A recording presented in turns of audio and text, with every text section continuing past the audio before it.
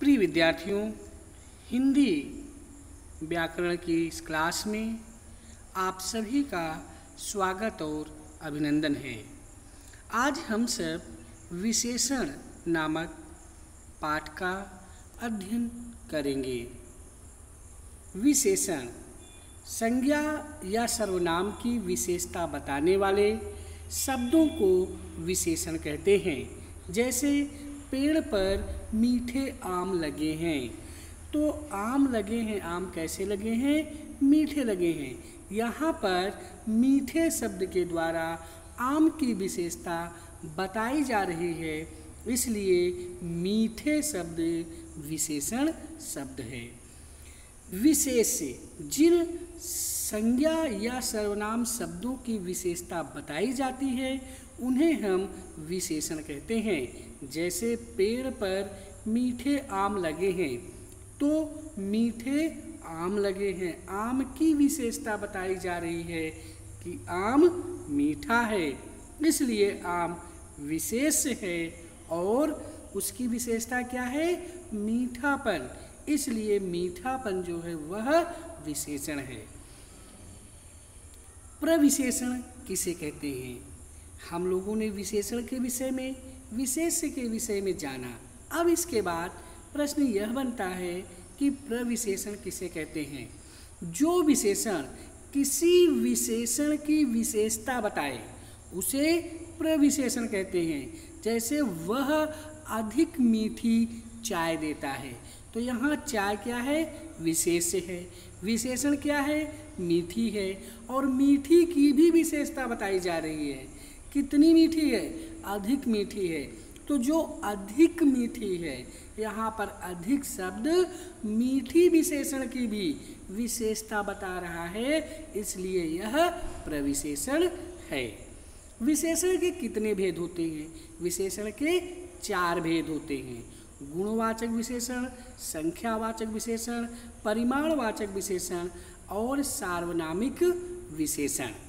गुणवाचक विशेषण से क्या तात्पर्य है? जिस शब्द से संज्ञा या सर्वनाम के गुण, दोष, रंग, आकार, दशा, स्थान, समय, दिशा आदि का ज्ञान होता है, उसे गुणवाचक विशेषण कहते हैं। जैसे मेरी नीली कमीज खो गई, तो कमीज क्या है? यहाँ पर विशेष है, लेकिन कमीज कैसी थी? नीली थी। नीला जो है यह कमीज की का गुण प्रकट कर रहा है, इसलिए यह गुणवाचक विशेषण है। इसी तरह से सरिता पाक्षिक पत्रिका है। सरिता पत्रिका यहाँ पर क्या है? विशेष है।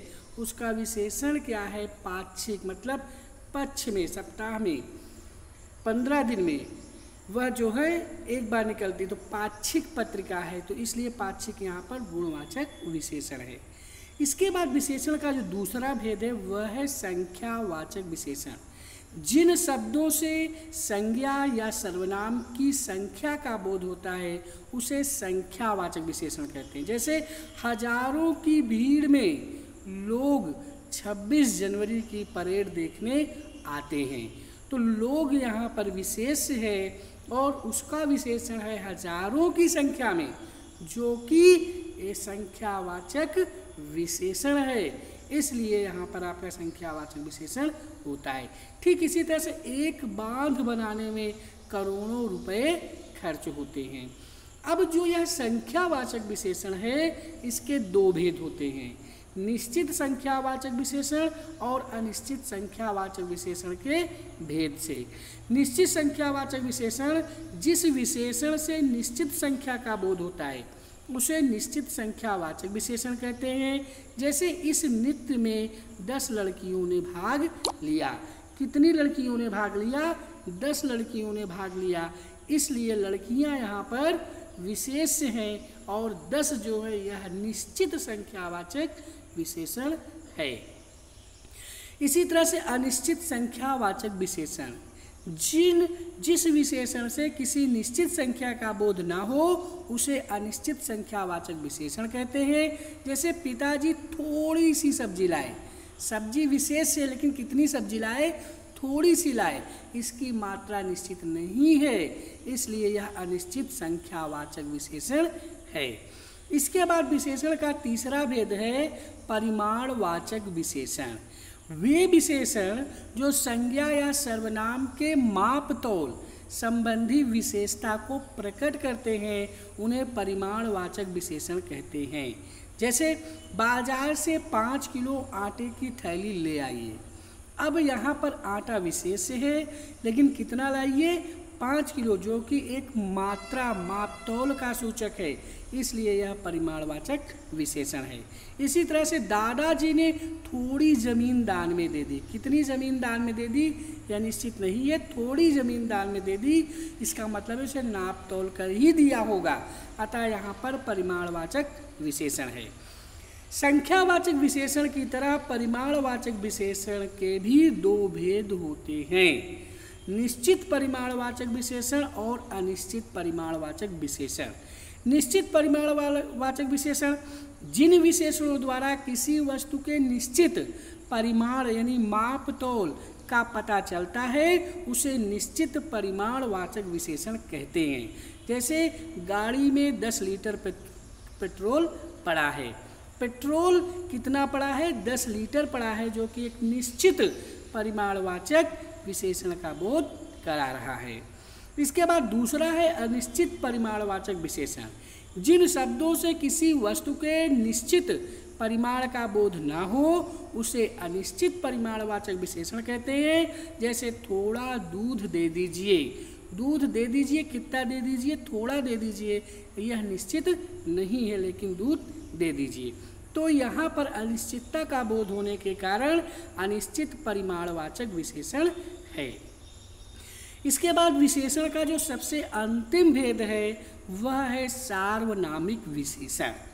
जो सर्वनाम शब्द संज्ञा से पहले लगकर विशेषण के रूप में प्रयुक्त होते हैं उन्हें सार्वनामिक विशेषण कहते हैं।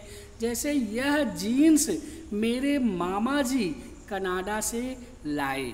अब यहाँ पर यह जीन्स शब्द जो है यह संज्ञा है।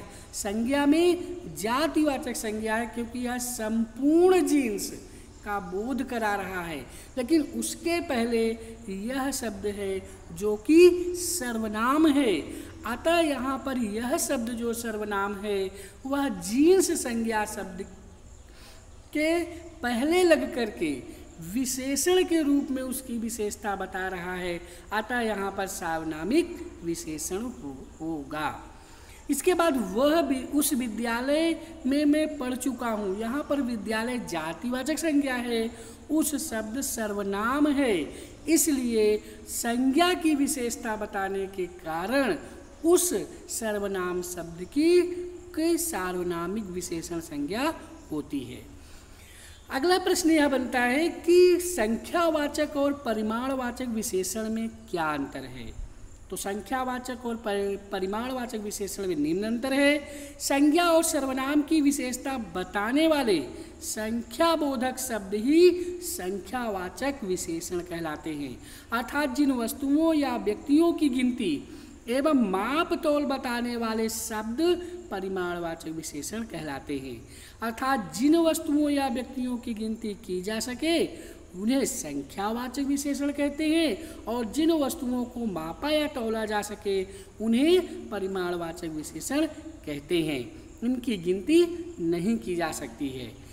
उदाहरण के लिए जैसे मैंने आज कुछ दालें खरीदी, तो दाल विशेष से है लेकिन कुछ खरीदी, इसकी संख्या निश्चित नहीं है, लेकिन वह माप तौल करके ही खरीदी गई है, इसलिए यहाँ परिमाणवाचक विशेषण है। इसी तरह संख्यावाचक विशेषण का उदाहरण, मैंने कुछ संतरे खरीदे। कुछ संतरे खरीदे, संतरे तो खरीदे लेकिन कुछ खरीदे, इसमें किसी निश्चित संख्या का बोध नहीं हो रहा है, लेकिन हम संतरों को गिन सकते हैं, इसलिए यह संख्यावाचक विशेषण है। इसी तरह से परिमाणवाचक विशेषण का अन्य उदाहरण 2 किलो घी चाहिए। संख्यावाचक का अन्य उदाहरण 1 सप्ताह में 7 दिन होते हैं। सर्वनाम और सार्वनामिक विशेषण में क्या अंतर है? अगला प्रश्न। तो सर्वनाम और सार्वनामिक विशेषण में निम्न अंतर है।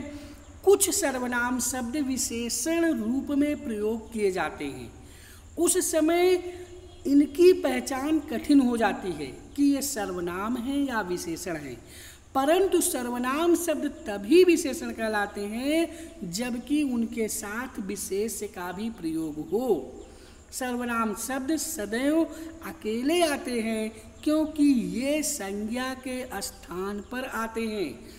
सार्वनामिक विशेषणों के साथ विभक्ति चिन्ह नहीं लगते, परंतु विशेष्य के कारक और वचन के अनुसार उनके रूप बदल जाते हैं। जैसे सर्वनाम शब्द में वह फल खा रहा है, सार्वनामिक विशेषण में वह व्यक्ति फल खा रहा है। वह फल खा रहा है, यहाँ पर कार्य करने का कार्य वह सर्वनाम कर रहा है, लेकिन वह व्यक्ति फल खा रहा है, यहाँ पर व्यक्ति जातिवाचक संज्ञा है और उसके पहले वह सर्वनाम शब्द लग करके जातिवाचक संज्ञा यानी संज्ञा शब्द की विशेषता बता रहा है, इसलिए यह सार्वनामिक विशेषण होगा। यहाँ पर कुछ उदाहरण प्रस्तुत किए गए हैं संज्ञा शब्दों से विशेषण बनाना, जैसे धर्म से धार्मिक, मूल से मौलिक, लोक से लौकिक, दिन से दैनिक, नीति से नैतिक, पीड़ा से पीड़ित, पुष्प से पुष्पित, भारत से भारतीय, भूत से भौतिक, रंग से रंग रंगीला, नमक से नमकीन, रोग से रोगी, पुत्र से पुत्रवान, दौलत से दौलतमंद इत्यादि। इसी तरह से सर्वनाम से विशेषण बनाना, आपसे आप सर्वनाम शब्द का विशेषण होगा आपसी, जो का जैसा, तुम का तुमसा, वह का वैसा, कौन का कैसा और यह का ऐसा। इसी तरह से क्रिया से विशेषण बनाना, जैसे लड़ना से लड़ाकू, बिकना से बिकाऊ, देखना से दिखावटी, भूलना से भुलक्कड़, बनाना से बनावटी, बेचना से बिकाऊ, टिकना से टिकाऊ, भागना से भगौड़ा इत्यादि। इस तरह से जो है इसका अध्ययन आप लोग कर लेंगे। जो है आइए इसके अभ्यास कार्य की ओर दृष्टि डालते हैं। निम्न प्रश्नों के उत्तर के लिए सही विकल्प चुनिए। इनमें से कौन सा शब्द विशेषण नहीं है? सुंदर, चार, लड़का। तो लड़का जो है यह जातिवाचक संज्ञा है। निम्नलिखित में से कौन सा शब्द गुणवाचक विशेषण नहीं है? काला, ऊंचा, 2 मीटर, कपड़ा यह संख्यावाचक विशेषण है। इनमें से कौन सा शब्द संख्यावाचक विशेषण है? तो 2 गायें यह संख्यावाचक विशेषण है। इनमें से कौन सा शब्द उत्तमा अवस्था का है? तो सुंदर, सुंदरतर और सुंदरतम। सुंदरतम यहाँ पर उत्तमा अवस्था है। इनमें से प्रविशेषण कौन सा है? अधिक सुंदर लड़की।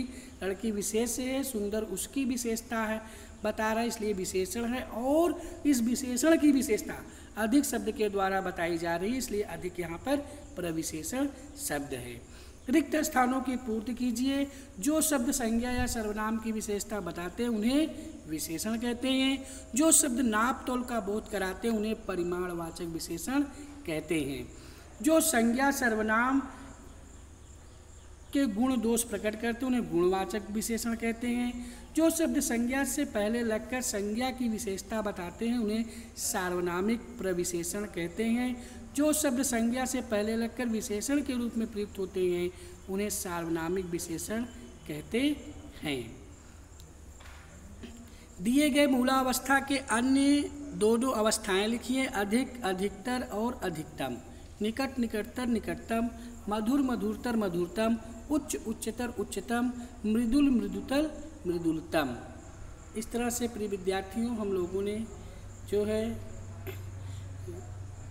विशेषण भाग का अध्ययन किया। आज के लिए बस इतना ही। धन्यवाद।